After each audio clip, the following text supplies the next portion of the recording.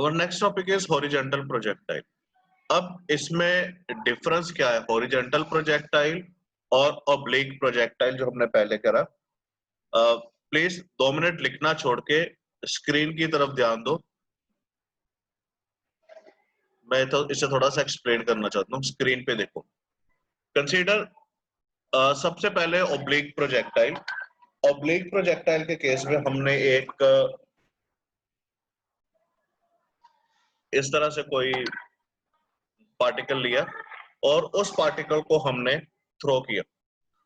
जैसे ही हमने उसको थ्रो किया, हमने सबसे पहले उसे पीछे लेके गए, जैसे एक जेवलिन थ्रोअर करता है। सबसे पहले वो उसे पीछे लेके जाता है और उसके बाद वो उसे छोड़ देता है। तो जब हमने उसको एक एंगल से ऐसे उठाया, देखिए स्क्रीन पे, यहां से हमने उसको उठाया, वो ऐसे गया और एक जगह पे लैंड कर गया। This is known as oblique. ठीक है। अब हॉरिजॉन्टल प्रोजेक्टाइल क्या होगा? हॉरिजॉन्टल प्रोजेक्टाइल में हम इसको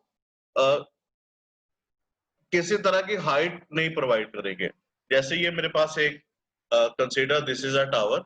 इस टावर के ऊपर कोई पर्सन खड़ा है और उस पर्सन ने किसी भी एक पार्टिकल को यहां से थ्रो कर दिया। जैसे वो इस पार्टिकल को यहां से थ्रो करेगा तो पार्टिकल क्या करेगा? ऐसे मूव करके नीचे की तरफ चला जाए। ठीक है। देखिए पार्टिकल को हमने, this is a tower, tower के यहाँ पे पार्टिकल है, इस पार्टिकल को हमने थ्रो किया तो पार्टिकल ऐसे मूव किया, या पार्टिकल को थ्रो किया हमने तो पार्टिकल सबसे पहले एक्स डिस्टेंस मूव किया, फिर वो वाई डिस्टेंस मूव करना शुरू किया। इसको हम नाम देते हैं हॉरिजॉन्टल प्रोजेक्टाइल। जब हम पहले से ही किसी हाइट के ऊपर हों और उस हाइट से हम किसी चीज को फेंकें और वो जब चीज मूव करे दो कंपोनेंट में, एक्स एक्सिस में भी और वाई एक्सिस में भी, तो उसे हम नाम देंगे हॉरिजॉन्टल प्रोजेक्टाइल। डेफिनेशन और डिफरेंस क्लियर हो गया आप लोगों को कि नहीं? Yes sir. ठीक है।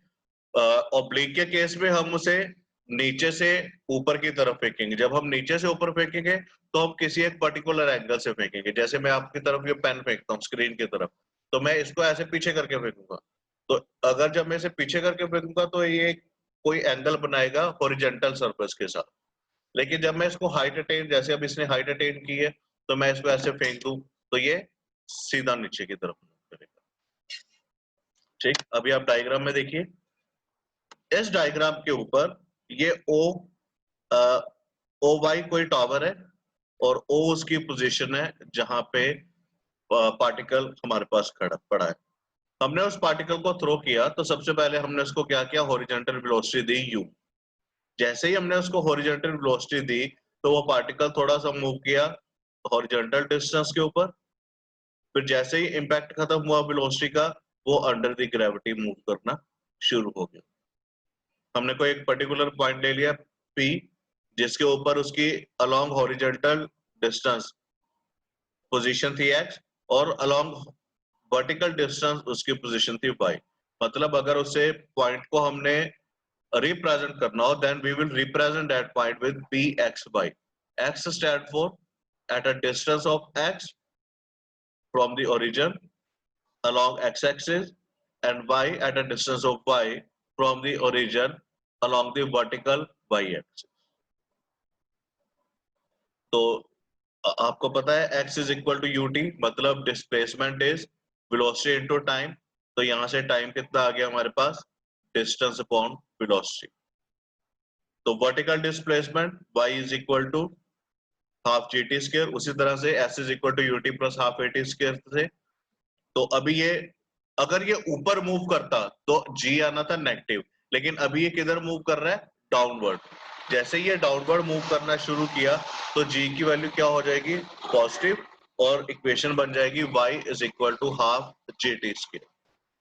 तो हम यहाँ पे t की वैल्यू को सब्स्टिट्यूट कर देंगे तो y आ गया हमारे पास y is equal to 1/2 g x square by u square. This is the trajectory of horizontal path. अगर कोई डाउट है तो बताइए।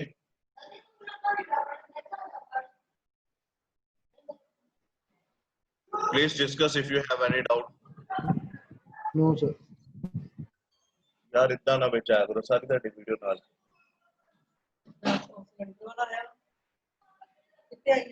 उधर मैंने बात की थी। इसे नोट करिए अच्छे से और डायग्राम भी ड्रॉ कर लीजिए।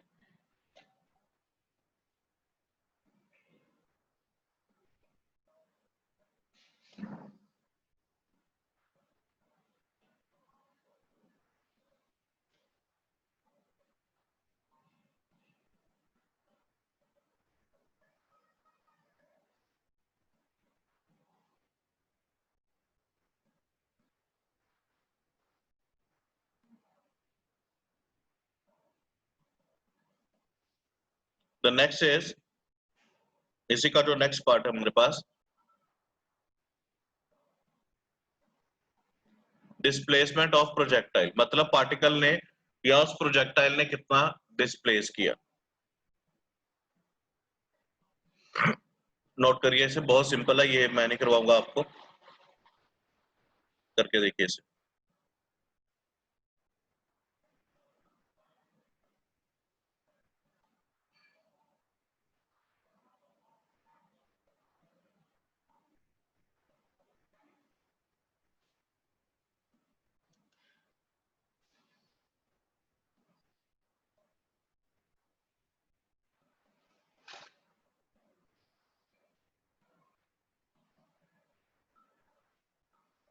जो आपका सब्जेक्टिव टेस्ट है 8th को, तो उसमें आपको 2 क्वेश्चन आएंगे कि एक्सप्लेन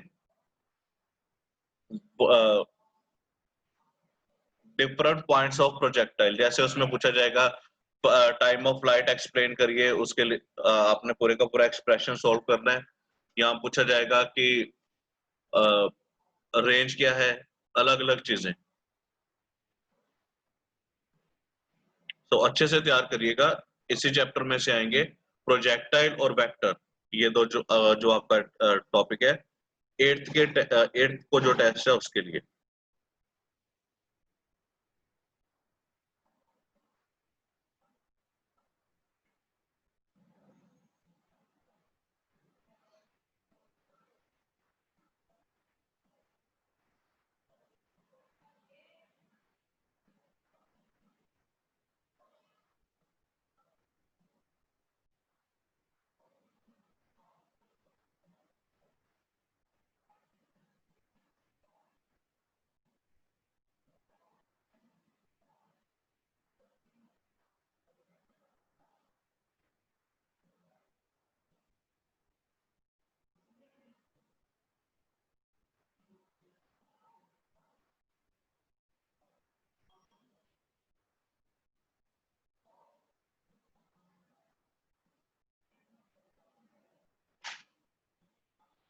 बेटा जल्दी से नोट करिए तीनों point, displacement, instantaneous velocity and direction of instantaneous velocity.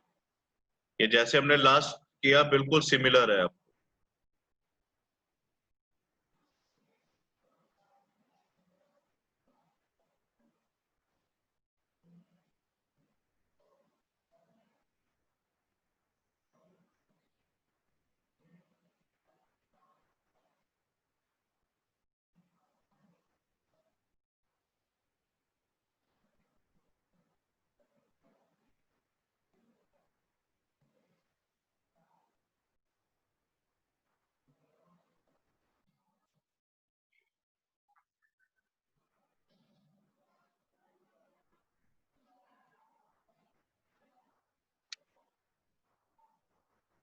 बेटा टर्म्स क्लियर है?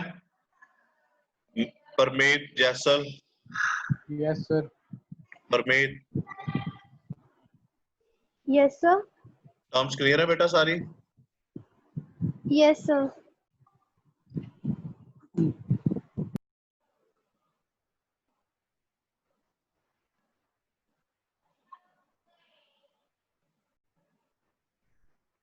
इन दोनों इस पूरे के पूरे टॉपिक में ही आप कह लो कि सिर्फ एक ही चीज काम करती है, सिर्फ डायग्राम। अगर आपको इसका पिक्चर इमेज क्लियर है, फिगर क्लियर है, तो कुछ भी कोई भी आर्टिकल आ जाए, कोई भी न्यूमेरिकल आ जाए, नॉट अ बिग इशू। तो आप जितना भी है वर्क करिए इन चीजों के ऊपर। अभिषेक सैनी, टर्म्स क्लियर है आपको?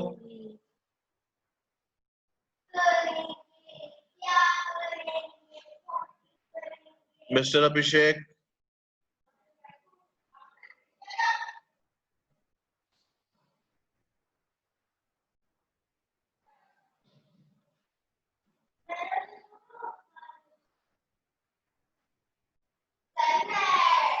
अभी फॉर एग्जांपल जैसे ये पार्ट नीचे न्यूमेरिकल है, यही आप ले लीजिए।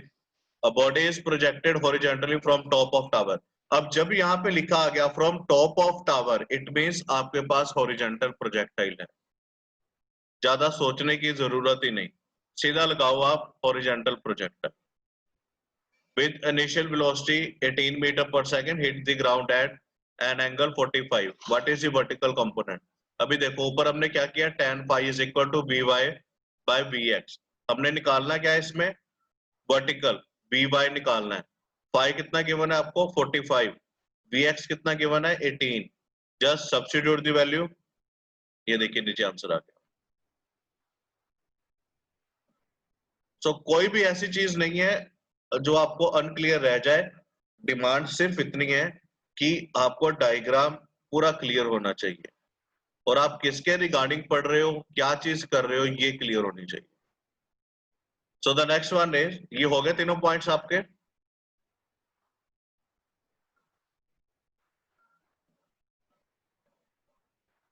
डन विद दीज पॉइंट्स और नॉट?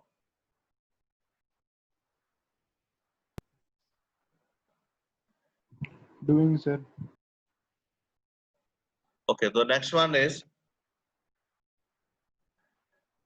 Time of flight. अब टाइम ऑफ फ्लाइट मैंने आपको बताया था कि जब लॉन्च करने से लेके लैंड करने तक कितनी देर कोई पार्टिकल एयर में रहेगा, उसे हम नाम देंगे टाइम ऑफ फ्लाइट।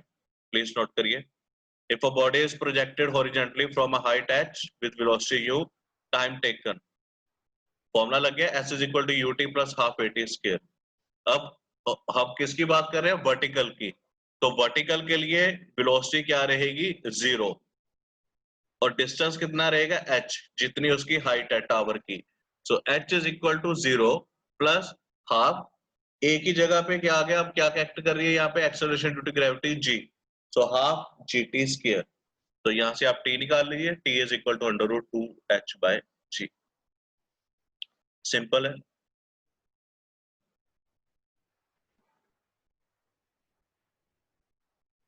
अब यहाँ पे एक चीज देखो, t is equal to under root 2h by g, तो t टाइम ऑफ फ्लाइट किसी भी चीज के ऊपर डिपेंड नहीं कर रहा, सिर्फ हाइट और ग्रेविटी के ऊपर। और नेक्स्ट 70 सेकंड एमसीक्यू देखो कि 2 bullets are fired simultaneously horizontally with different speed from the same place. Which bullet will hit the ground first? अब हमने क्या पढ़ा कि जो टाइम ऑफ फ्लाइट है वो किसी भी पार्टिकल के ऊपर या मास के ऊपर डिपेंड नहीं कर रहा, यह सिर्फ डिपेंड कर रहा है हाइट। अब हाइट दोनों की क्या है, सेम। सेम हाइट होने की वजह से टाइम कितना आएगा, सेम रहेगा। तो दोनों क्या होंगे, साथ एक ही साथ वहां पे पहुंचेंगे। So the option is both will reach simultaneously.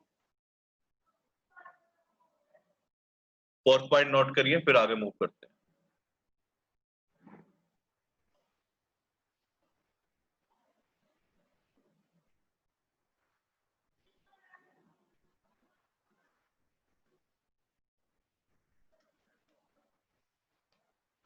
You are most welcome to discuss any kind of doubt. Please discuss.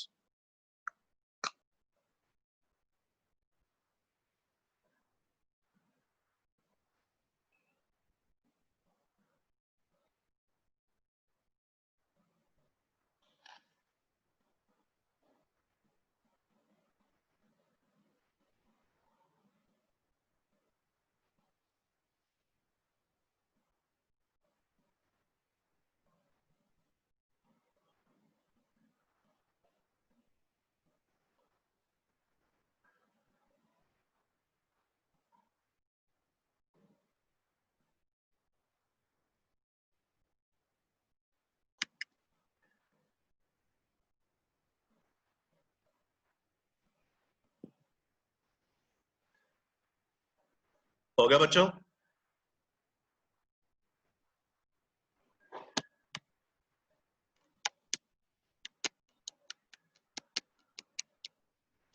Parmeet, Jesal, Mahak, हरताज,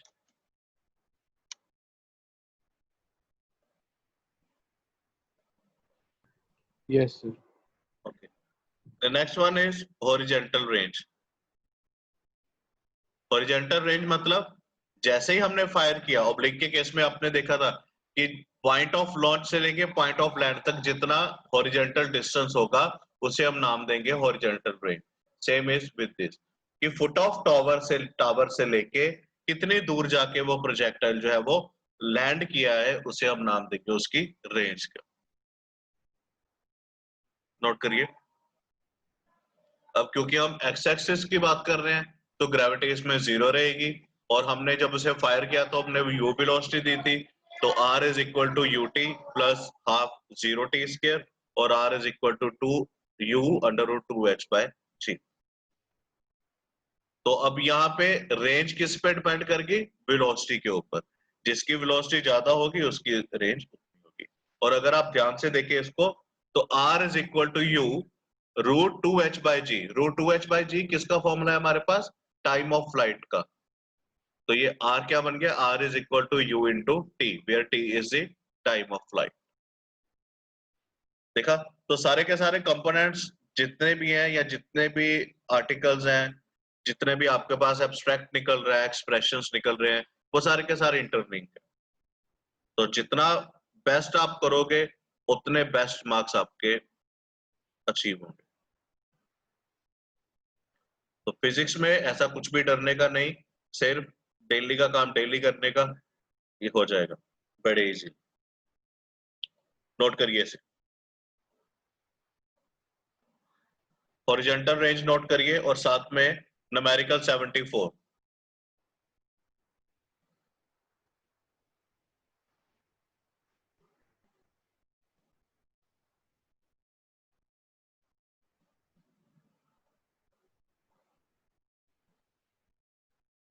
Bhavya, any doubt?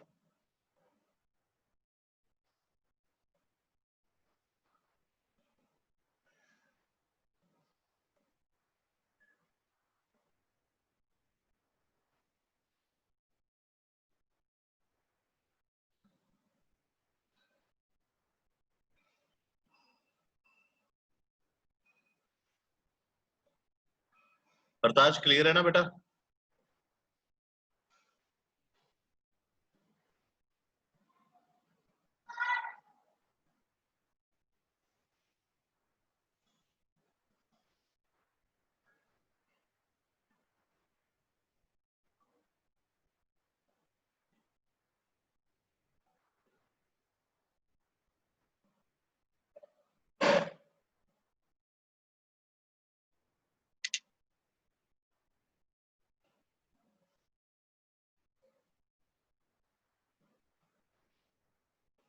ये न्यूमेरिकल 76 भी काफी अच्छा है, इसे भी आप नोट कर लीजिए साथ में।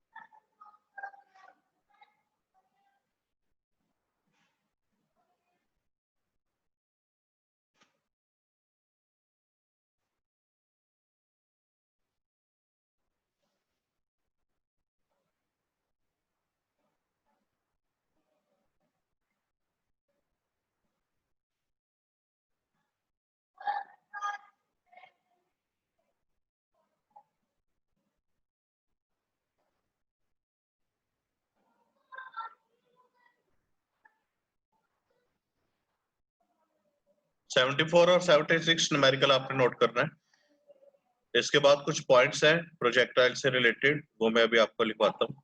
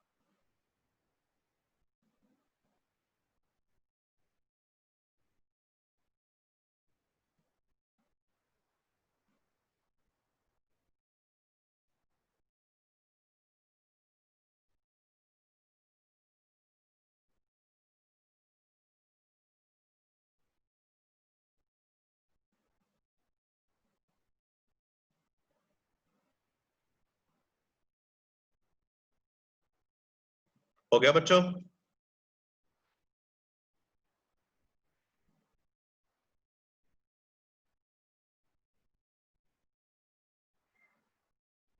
ये 6 के कुछ पॉइंट है आप इंपॉर्टेंट, इन्हें आप नोट करिए।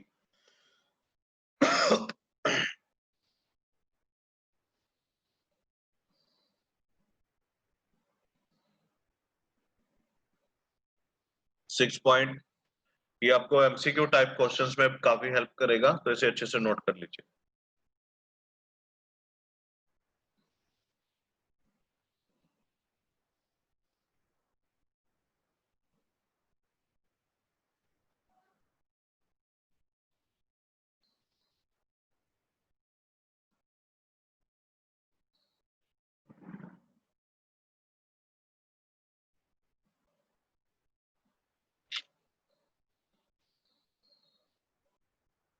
किरण, टर्म्स क्लियर हो रही हैं? किरण जी,